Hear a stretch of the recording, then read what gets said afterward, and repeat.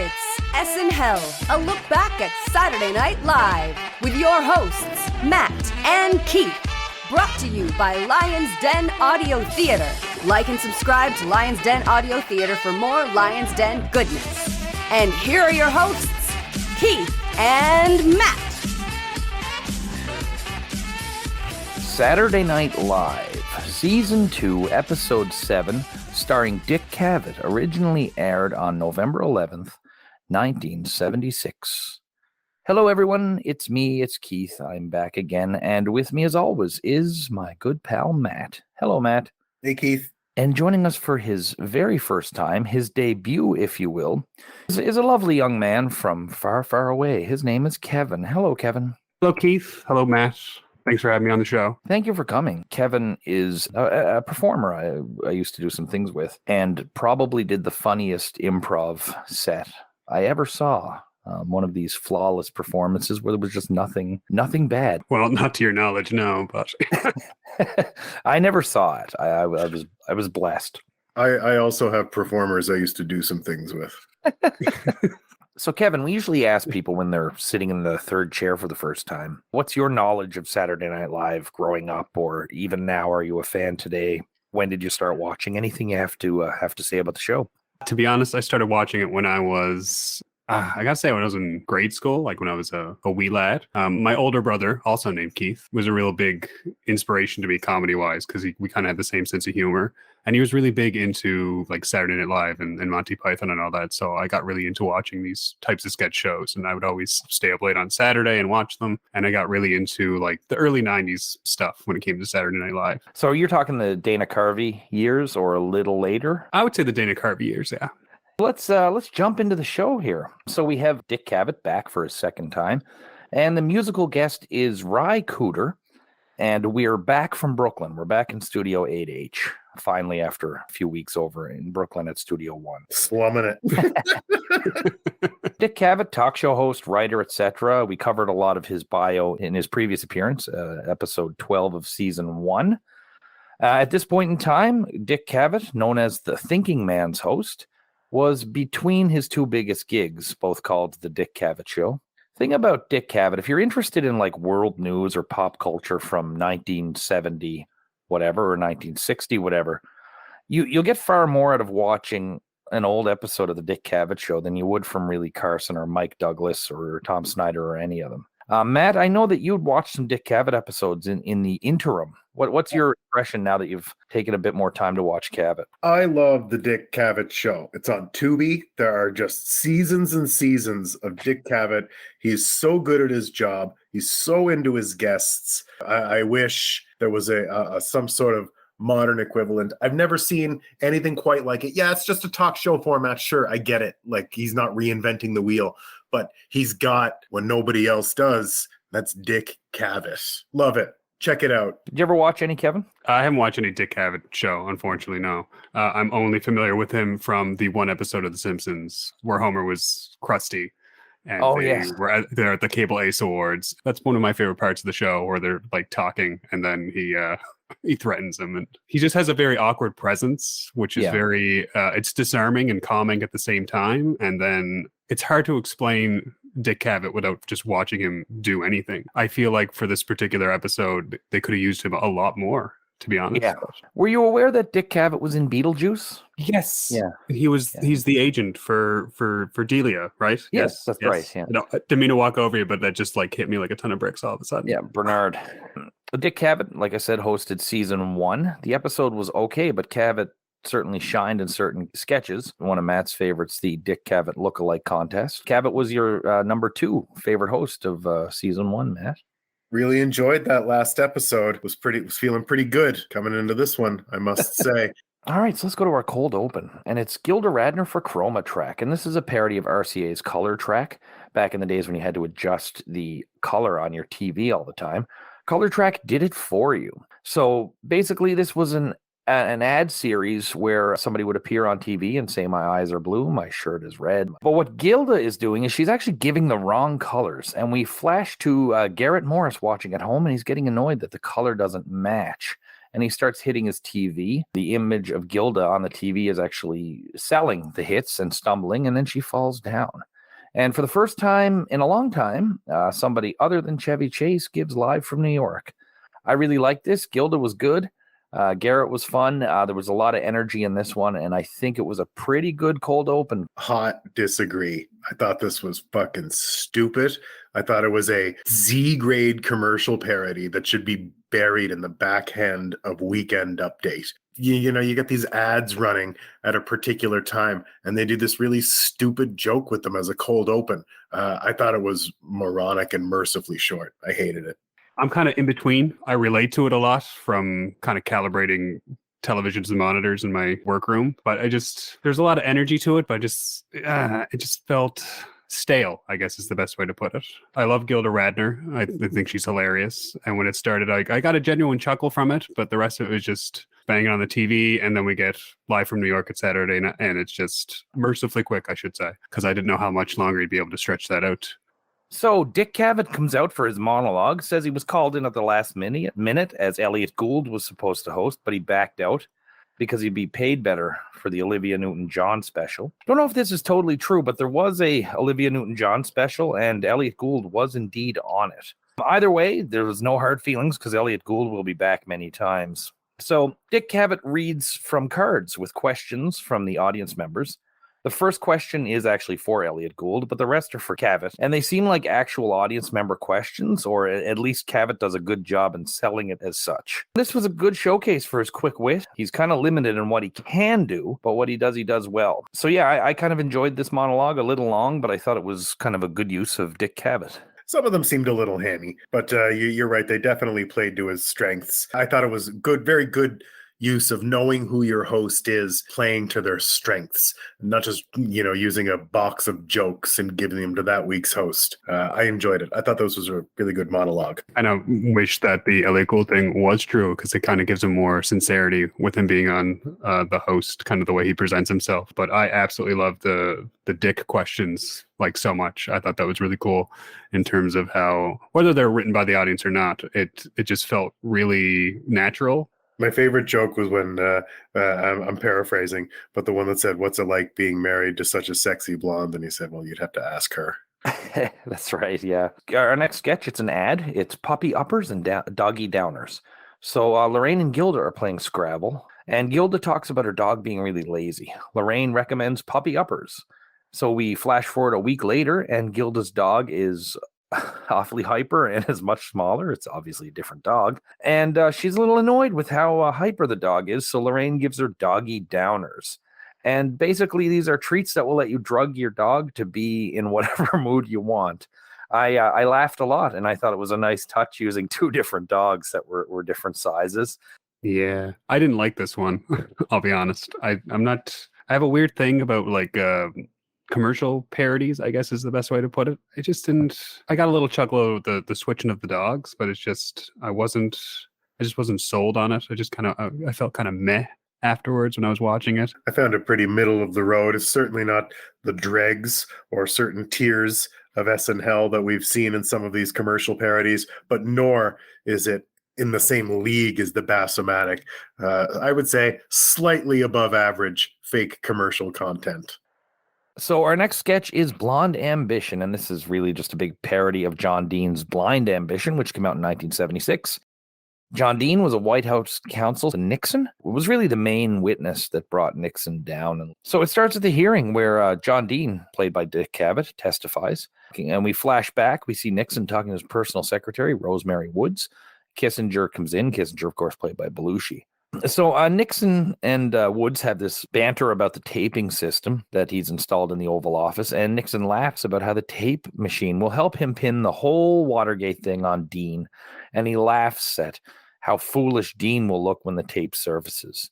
John Dean comes in. Nixon tries to get him to sign a confession, but Dean figures it out. It's almost like the sketch from last year, Nixon's Final Days. It's a lot of Watergate jokes. We do get to see Aykroyd's Nixon, which is always fun to see, and Belushi's Kissinger, which is usually good to see, but it was a lot weaker than usual. Dick Cavett was the perfect choice to play John Dean, and Gilda did well herself. This is not as good as Nixon's Final Days, but what is? I'm a Watergate guy. I actually enjoyed this. It was far too long for my tastes. I thought it was way too long. That'll be my first note on there. I'm a big Nixon impressions fan. My favorite impression of Nixon is Billy West's Nixon in Futurama. It's hard for me to see anyone play Nixon and not hear that voice, but I absolutely love Dan Aykroyd. I love young Dan Aykroyd. He has so much energy. He does really well, but Belushi, he just seemed very muted in this sketch. I thought he could have been a little bit more into it. He didn't add more to the sketch than I thought he would. Once Dick Cavett comes in, though, I love the sketch from that point forward. It probably should have ended before like the second ending. Like it feels like it has two endings when he's in the prison with his wife. I didn't enjoy it as much as I thought I could have. I'm trying not to be too hard on it, but part of me is like, nah, you'd be a little bit more hard on it. Yeah, that's reasonable. I think this was really hacky and bloated. And I think if you're staying up late on a Saturday night when this is first airing and you're getting Nixon jokes, you're like, check something else out for a few minutes. This was dated when it aired. It's not funny. It was really boring. It was too long. It's a bunch of circle jerk joke writing about intellectuals sitting around like they're writing a fucking Pong sketch and talking about how smart they are. There's no jokes here. You got Aykroyd doing this impression, which he's good at. Yeah, it's funny. But then you've got these tired-ass jokes about Watergate. Like, what kind of niche audience are you playing to at the start of your hot Saturday night show? This was a dreadful sketch. I hated it. The big difference on the timing is that Dean's book had just come out, and I think that's where, like with last year's Nixon's Final Days, Woodward and Bernstein's book had just come out. So I think that's why they're doing it. But I totally dig what you're saying about, they are 3-year-old jokes at that point. What a reach, yeah, that this boring ass guy's book just came out. I'm sure that's really hitting the hot market on a Saturday night TV audience. So Ry Cooder comes out. I don't know much about Ry Cooder. I did a little bit of reading, of course. So Ry Cooder is ranked by Rolling Stone as the 8th best guitarist in the world, known for his multi-instrumental talent, but is particularly with the slide guitar. His work's a real mix of genres, goes back in time to get traditional songs and reworks them. Sort of like Leon Redbone, but unlike Leon Redbone, he really puts a real modern spin on it.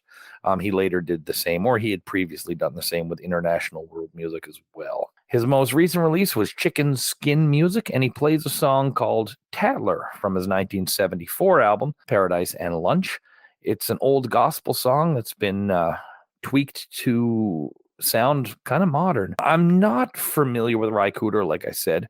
I was really excited by his bio, but I was really let down by the song. It just sounded a little too James Taylor-y for me. Saturday Night Live making a clear and obvious statement with this episode. They have no interest in young viewers. None. If you are below 30, turn off your television. Terrible, boring, not for me. And I continue to be disappointed with the musical guest choices that this show makes. They are so reserved. They are so safe and pedestrian, with the one exception of Patti Smith last year. You're going to keep me hanging on to that until you get your act together. I don't get it. I don't get what the appeal is to selecting these dry musical guests for your hot Saturday night show. Come on. I only know Ry. We're close. I only know him from like some of the movies, like scores that he did. Like he did Crossroads, the Ralph Macchio film about blues singing, which I barely remember, but it was not a bad movie. And he also did some of that's not the Britney Spears Crossroads, right? No, but if he did the music for that, it would have been an infinitely better movie. That's true, yeah. He also worked on a movie called Streets of Fire, which I really like. It's a very weird, like, I don't want to say niche or cult film, but the only reason I know it is because they used the poster as an inspiration for an album from another group that I enjoy called The Proto-Men, which is rock opera Mega Man style. But if you look at like the first two sketches and then this musical guest, I'm not sure if they know what they're doing. Like, I understand from like a sketch comedian perspective, you want to have a show that's like safe, that you can air, that people can see, but it just seems very tone deaf, I guess is the best way to put that.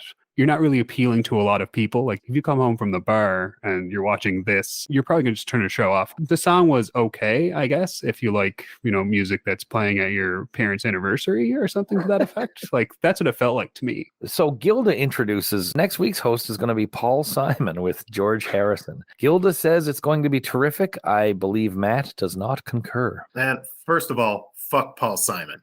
Second of all, I'm really excited to see George Harrison on Saturday Night Live. I think All Things Must Pass is one of the best albums of the 1970s. I am in a bit of a reverse fortune, jacked for the musical guest next week, but Paul Simon he's like a 70-minute piss break. So Weekend Update. This is our first time with Jane as regular Weekend Update host. Jane reads Ms. Magazine. It's a How's Your Sex Life survey. There is the prostitution stamp joke. That's an Alan Zweibel, and it's the stamp is 10 cents. It's a quarter if you want to lick it. This is one of the first jokes that Chevy told on his first Weekend Update. So I think that was a throwback to that on purpose. There are students. It's a sight gag from a picture. They're parading with the head of Jerry Ford. Got a big laugh. Another picture sight gag with the world's largest priest. Jane does a whole thing where she does a whole bunch of voices from movies, and it's basically a parody on Patty Duke's Sybil, which is coming out. I thought that was absolutely fantastic. And there's just some F-ups with the cameras moving, and Jane keeps doing some hellos as she checks the cameras. A few little flubs that she handled brilliantly. So then we go to a bit where Smokey the Bear had died, and it throws to Laraine doing her reporter voice. And she mentions that Smokey wants to be cremated. The services were attended by a bunch of famous animals and people with animal names. And unfortunately, Smokey's cremation causes a forest fire. I'm a very big fan of Jane Curtin. I absolutely love her. Weekend Update's always my favorite part of Saturday Night Live, has been for years. My favorite part of it actually was the joke at the end with the Good Samaritan. I'm not going to repeat most of that just because it uses some strong language. And I thought it was a really well done little joke and actually got quite a big laugh for me. But the things I love about any type of sketch show is how they deal with when somebody messes up or when there's a flub. Like the camera thing, I absolutely thought that was super hilarious. I don't know why I'm like this. I just am. The thing I didn't like, though, was the Smokey the Bear bit. I just thought that was a little bit more drawn out. And kind of the way they did it caused a forest fire type thing without really addressing it. I just thought that was really awkward and could have been handled better. But yeah, overall, I enjoyed it, but I think they could have been a little bit stronger in spots. Weekend Update is so hit and miss, especially as we watch the old ones. A lot of the shit is just too far gone, or it's just too obscure. You know what? That's fine. But a good anchor, a good personality can really carry the whole segment from start to finish, even through the misses, which is something that Chevy Chase was simply not capable of doing. He couldn't carry a shitty Weekend Update. It was like he was sulking about it almost. It just became unpleasant to watch. What a breath of fresh air Jane is. I'm really looking forward to seeing her more. She has that grace and that natural charisma to keep it going anyway. Sort of like I said, they keep frigging up the production with the cameras. Doesn't matter. She's Jane Curtin. She's got this. I don't think she does enough when it comes to comedy, because she's very, very talented when it comes to anything comedic. And I don't think she's ever gotten used as much as she should have been. No, I agree. Universally loved by our hosts and co-hosts is one Jane Curtin.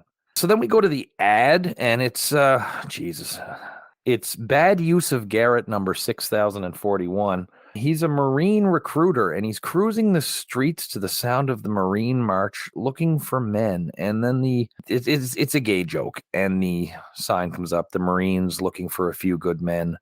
It was probably an old joke then, but I really didn't like this. It wasn't a good use of Garrett. It was kind of a stupid joke. Some of their ads have been masterpieces, and this was garbage. Yeah, really stupid filler. No enjoyment here. Waste of Garrett Morris, as you said. I have nothing to add. Sucked. Yeah, garbage. Total garbage. Didn't like it. Now we go to Crossroads, and it's not the Ralph Macchio one or the Britney Spears one. That's weird.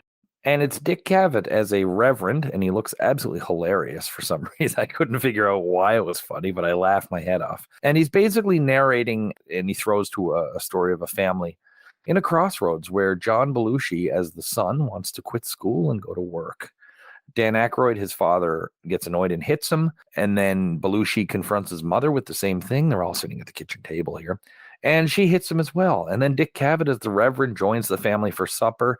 He's also annoyed by Belushi and hits him as well. He gives a punchline, but it's a big build for a shitty punchline. If they could have tightened this sketch up just a little bit, that punchline probably would have hit a lot better, I think. The biggest thing for any type of sketch is if you have like just a really dumb punchline. If the sketch is too long, you're going to lose it in translation. Belushi is fantastic when it comes to physical humor. Like every time he got struck, he sold it. He didn't oversell it, but I think they could have tightened up where kind of Dick comes in and does his little preacher bit, and it would have been fine. But like it's great right up until that punchline, and then it just fizzles out, which is really terrible. Because like for me, this was kind of the better sketch so far of the evening. I mean, I didn't get it. I guess I didn't find it very funny. I found it laborious to sit through. I keep going into the sketches this evening with pretty high expectations. Ever the optimist. This next one, they got it. But then, they all keep stalling out for me. So we go to a chyron. There's a guy wearing no underwear.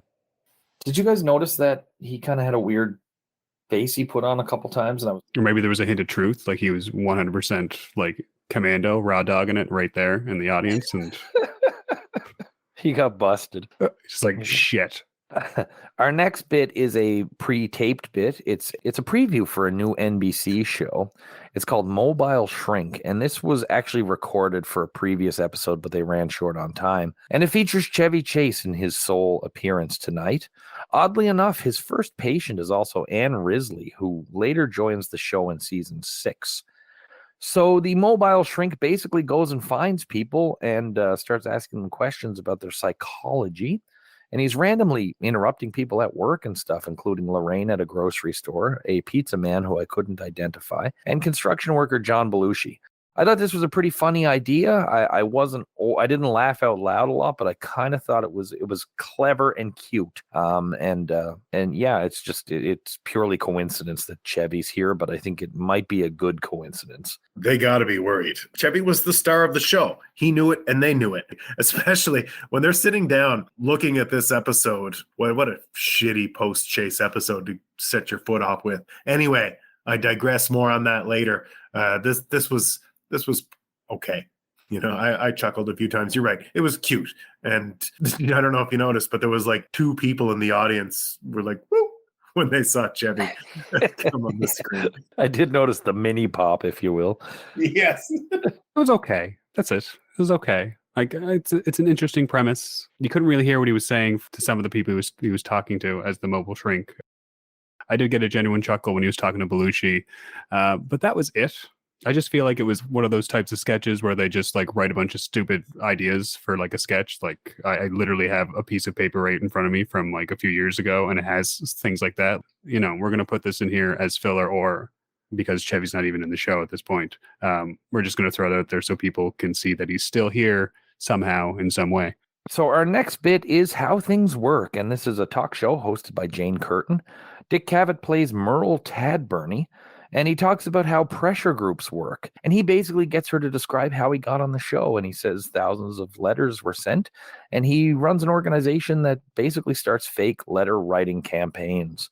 And the letters were all sent from his organization to get him put on the show. He mentioned his group works for members of other groups, including a certain Eastern European country, and he goes on to say it's Serbo-Croatian, but we know he's probably talking about Polish or Poland.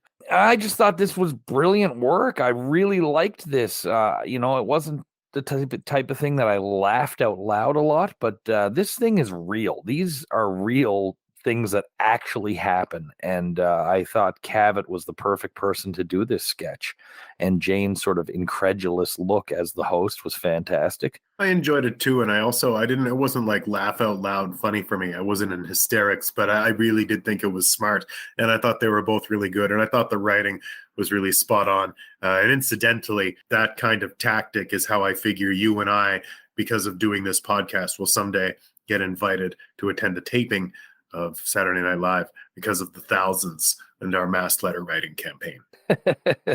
Which would be like I guess by Dick Cavett's instructions, it'd be like you and I and a couple of the third chairs writing the same thing over and over again. Yes, and we have Skynet. Kevin, I'm interested. Where are you sitting on this one? I liked it. I thought it was a really good sketch. Got right to the point. Most of the sketches in this episode so far feel drawn out, and it's like they're just trying to fill time because they're not sure how to end these sketches. This is the first time where I feel like it was very well organized. All the beats hit perfectly. The Serbo-Croatian joke that he's told with the typewriter and the pill bottle, I actually laughed at that. I thought that was like really stupid, funny joke. I don't know. It's the first time of the night where I actually really enjoyed a sketch.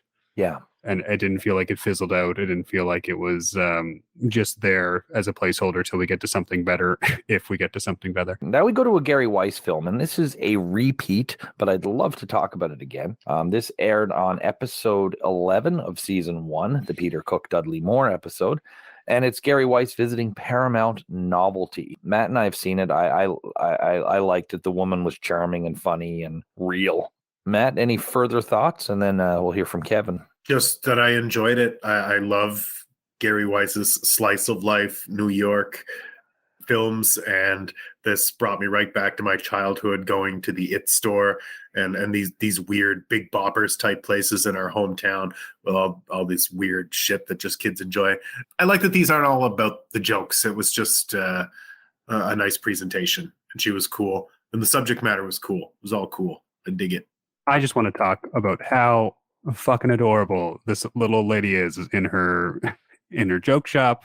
I could watch her list any number of things because she just has a genuine, kind-hearted, curious feel to her. Like, what is she gonna say about this next item, or what she's going to say about this next item? And the joke shop made me feel like there's like stores here in Peterborough, like small little stores that are kind of organized but not organized, but the people that work there make it feel, you go in, you generally feel comfortable, you want to buy something there just to support the person, and you stay there afterwards to have a conversation with the person that's there. It's really homey, I guess is the best way to put it. Make me feel like walking into a video rental store back in the 90s, if that makes any sense. Like I could smell how that store might smell, kind of thing, when I was watching it. But yeah, it was very good. I really enjoyed it.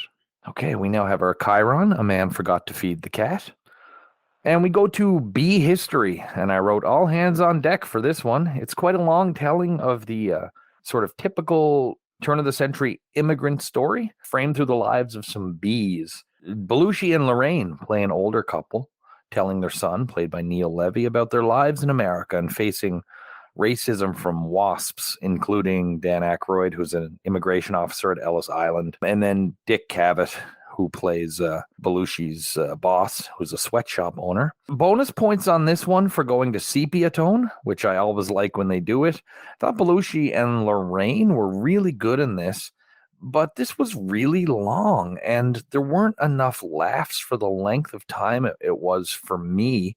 This is sort of an American Tale with a couple of bee puns in there.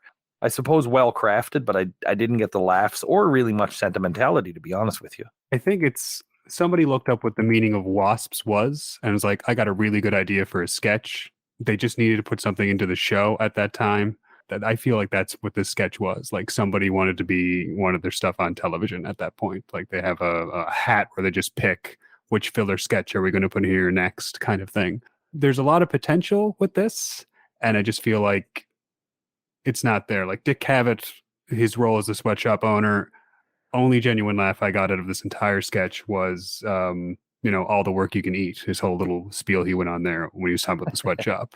Criminally underused Belushi and Laraine in this. Like they were really good playing off each other. I feel like they could have done more with it. I feel like they needed to be more bee puns. There was not enough bee puns. They're bees, wasps. Mm-hmm. That was the whole basis of it.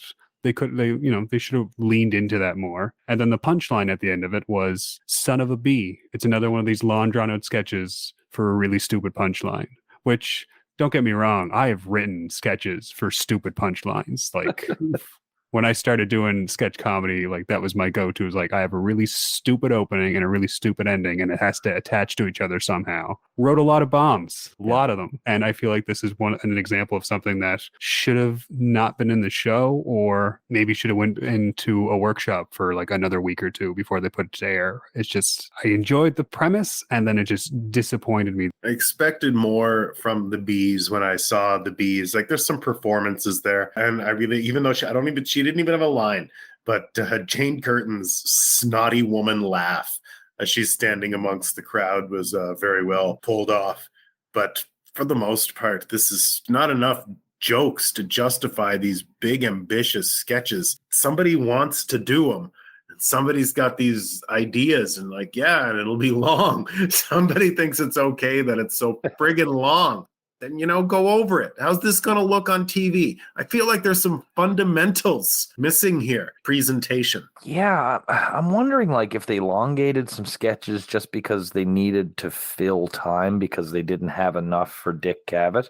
This feels like an intern wrote it, if that's a better way to put it. Or like a comedy school student's like, okay, here's my sketch. And he was like a dying child, and this was his final wish. I want my B sketch in this episode of Saturday Night Live. Our next bit is the music. We have Ry Cooder come out again, and he sings "He'll Have to Go." I'm far more familiar with the Jim Reeves version.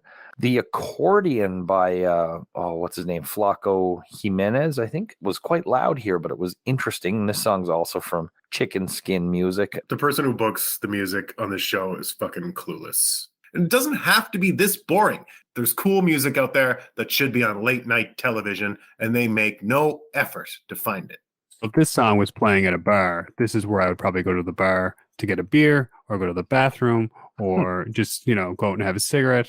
It's a nice song. It's a comforting song. That's not what I want to hear on a, sketch variety show. Let's make the B sketch a little bit longer so I don't have to sit here and listen to the song. Like, you know who Dick Cavett's got on his show? He's got Jefferson Airplane and Joni Mitchell. Same episode. Come on. So now we go to Mr. Mike's least loved bedtime tales, and he tells the story of a blind chick that basically gets eaten by an alligator, and then he just gives his final summation by saying love is a death camp in a costume. I always like Mr. Mike's bedtime tales. I like a lot of Mike O'Donoghue's stuff. This was no exception.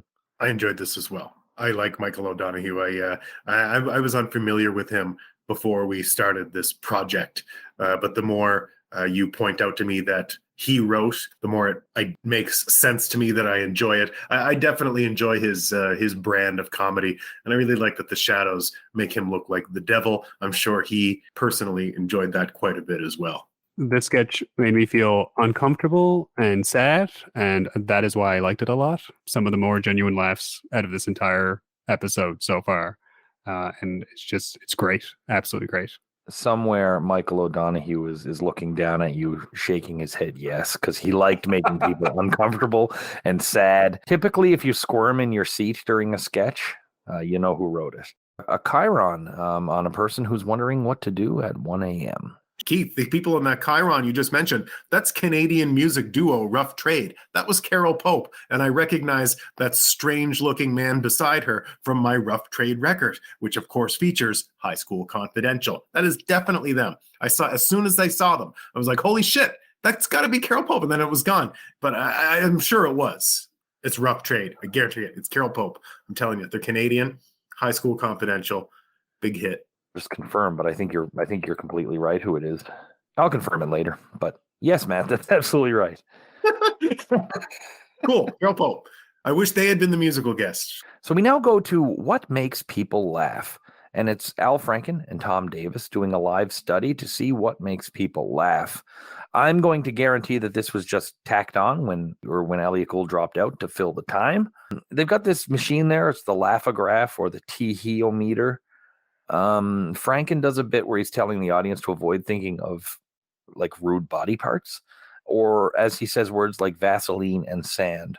The audience wasn't digging this. Neither was I. The audience gives a very polite clap at the end. I mean, this is two strangers on the Saturday Night Live stage at the end of a lackluster episode.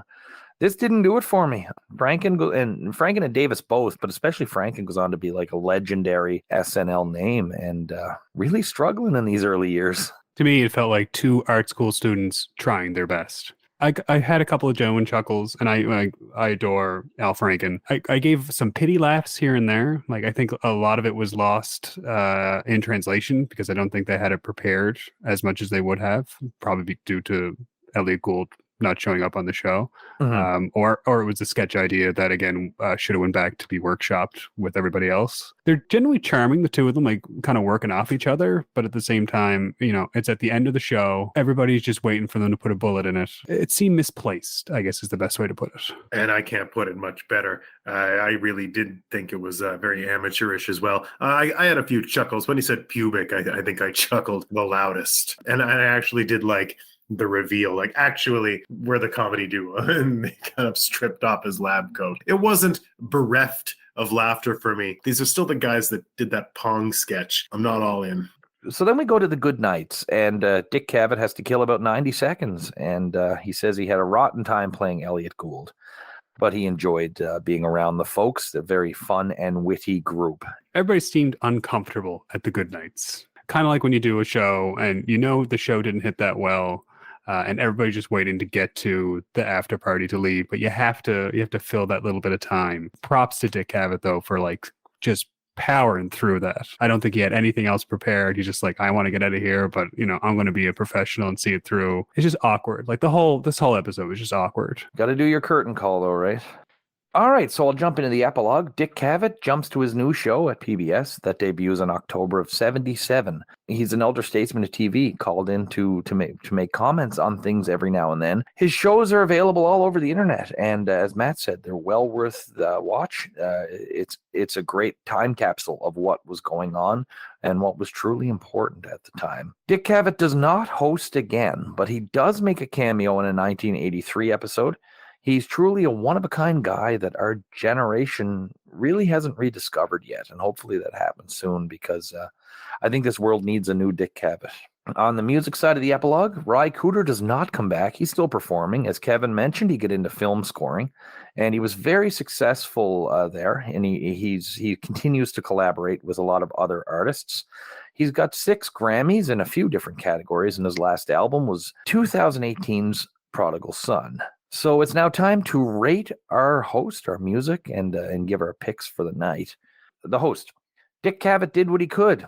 He was good at what he did, definitely limited, and depending on how late he stepped in for Elliot Gould, this could be a triumph or a defeat, regardless of how shitty the episode was. It really seems like there was a last-minute scramble. You wouldn't cast Dick Cavett in roles that you had written for Elliot Gould. I'm really going to give him the benefit of the doubt and say he really did his best, but it wasn't a particularly funny episode. I put none of that at Dick Cavett's feet. I think he did his best with shit material. Yeah, Dick showed up. I agree completely. He was good with what he did. The guy's not here writing sketch comedy every week. He's just showed up for you as a favor. Gave him a bag of shit. He did the best with what he was given, and he succeeded in something. Honestly, for me, he was the shining light of the episode, given how terrible this episode was. Okay, music. Ry Cooder is just not for me. The first song didn't do it for me at all. The second song I liked, but it's a lesser version to a more classic song. For me, it's hard to see it in its own merits. That being said, I have gone and actually found some other Ry Cooder stuff that suits my tastes a little bit more, and I've been enjoying that. F-. Ry Cooder was such a boring musical choice. I would have appreciated it more if he was like willfully bad, like that crazy disco grandma. Betty Carter, the scatting grandma.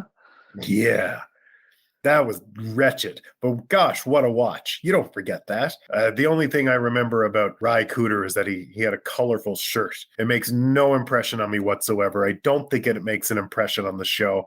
And I really think they got to get their ass in gear with these musical guests. It's so self-serving for somebody, I'm sure. All this bland ass Americana. Let me live. I want to feel alive when I'm up late Saturday night watching TV. I went back and listened to some of his stuff outside of what they showed here. The only thing I can remember about the performance was the accordion player. My eyes were dead focused on him the entire time. Also, the audio mixing wasn't the best, but then again, it's a show from the 70s, so I don't expect it to be A+. He probably had better songs they could have used instead of the two that they used there, or maybe something that had more high energy. I don't want to say put me to sleep, but it definitely got me out of the room for a few moments while I grabbed something to eat. Like if you were watching this on Netflix or a streaming service, they don't have the musical acts in there. And merciful God, I wish that was the version of this I watched. And that's right there is the ultimate condemnation of Ry Cooder. So what was your worst sketch of the night, fellas? You got a lot to pick from. That is a tough choice. This is Sophie's choice right here for the worst sketch. Between the bees and puppy uppers, I'm going to be honest. Probably going to go with bees. I can see puppy uppers being for someone in terms of the type of sketch it is. It just felt like somebody's disappointed. Somebody's like, Dad, I wrote this sketch, and they finally put it on Saturday Night Live, and he's like, I wasted money on school with this one. Just terrible. And then the son of the, I'll be a son of a bee. Like, I haven't grown so loud in my entire life. My least favorite sketch of the evening was the writer's circle jerk of the Watergate Nixon sketch, which was DOA, dated on arrival. Not enough substance for me. Certainly not enough jokes. Too long. Belushi sleepwalking. Aykroyd out there doing his Nixon voice, trying to save the show. Front load the show with this. It spelled doom right away. My least favorite sketch of the night is actually Franken and Davis at the end. If they were tucked in last minute, good for them, but I didn't really find that funny. They seem that they can write well, but they keep finding themselves doing this sort of stuff. They did the Native American thing last year, Pong. Maybe they're just better writing for each other. They're still young. They're still developing. But at this stage, this was not really funny. I would have preferred almost anything else here. So what's your best sketch for the night? My favorite sketch of the evening is going to go on this particular episode to Michael O'Donoghue's Bedtime Stories. Gave me the biggest laugh. I thought it was the most interesting thing I saw of the evening. Yeah, this show was just a big bloated mess otherwise, and this was just some cool dark comedy tucked away at the end. I'm going to go with How Things Work. In terms of everything else that's on here, I did generally enjoy it. I really liked it a lot. It was between that and Mr. Mike, to be honest. And as much as I did enjoy the Mr. Mike sketch, I just really liked how Things Work kind of came together. And it was probably the strongest showing for both Dick Cavett and, Jane Curtin. I love Jane Curtin. She's fantastic. It's my Jane Curtin bias coming out. This is a testament to how Matt and I, our tastes vary. I actually went with the Nixon Blonde Ambition sketch. Watergate junkie here. And there was a lot of jokes in there that I really liked and really appreciated. Belushi was not great, but I thought Aykroyd's Nixon was great. His bit about using the tape machines to make Dean look stupid had me laughing. I was torn between this and How Things Work, but I went with this one, and a lot of it's on the just my general interest in Watergate stuff and Aykroyd's Nixon. So who's the star of the night, Matt? My star of the night went to Jane Curtin. I thought she carried Weekend Update to a degree that was welcome after the slog that was Chevy Chase. I also found her supplemental roles very good this evening. As I mentioned, or made it a point to mention, the one where she didn't even have any lines. She just stood back in sepia tone and laughed arrogantly. That was a big hit for me. She was my favorite of the night. I'm going to agree with Matt, like 100% Jane Curtin.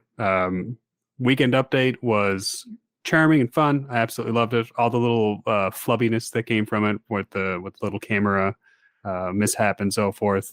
She carried it.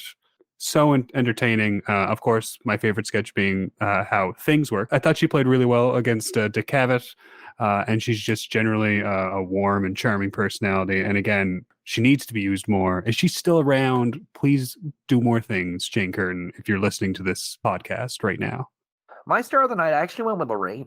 I enjoyed Puppy Uppers. She was good as the Mother and the Bee sketch.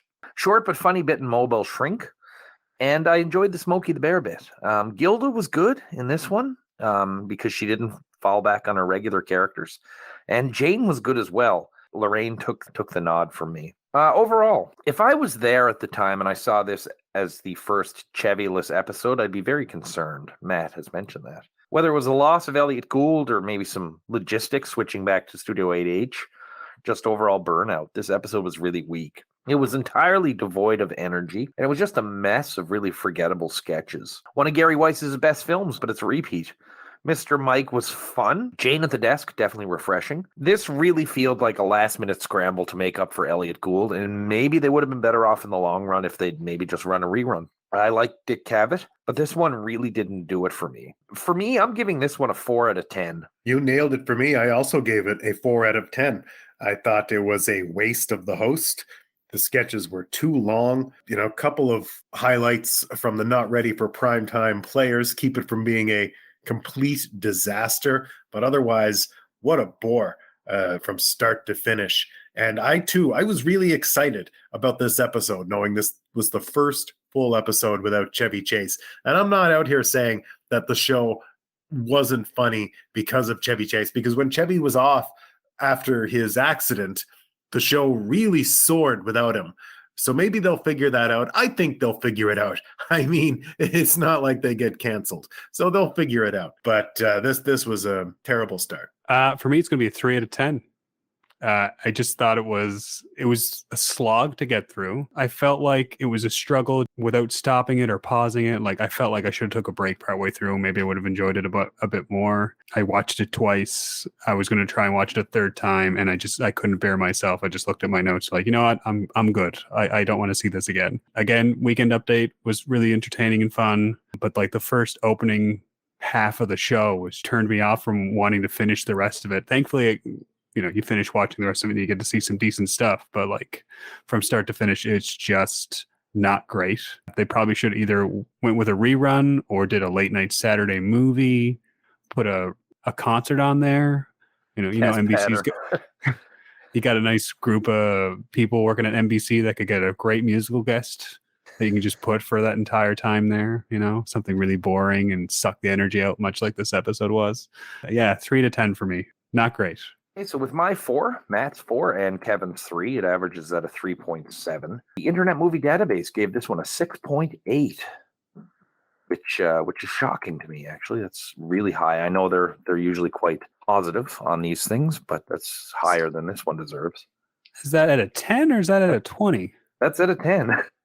Okay. So that makes that one the 17th best episode of season 2 and the 376th best episode of up to November 2021. I think they rated this one a little high. Who's out there looking for Dick Cavett and Ry Cooder?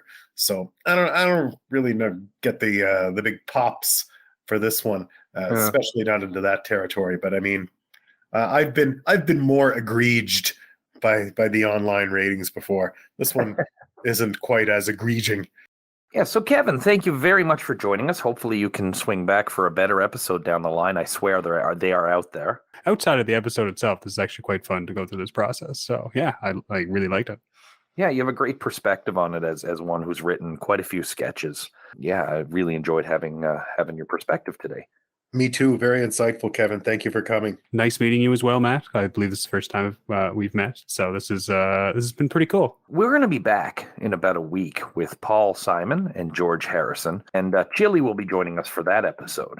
So I know you're excited for George Harrison, Matt. I know you're not so excited about Paul Simon, but maybe one balances out the other. You know what? He's hosting. It's not like...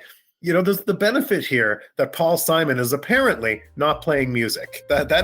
That's a huge plus. That's true, yeah. Until then, we'll be doing our best to scramble and fill in for Elliot Gould as he goes off to greener and warmer pastures here in SNHell.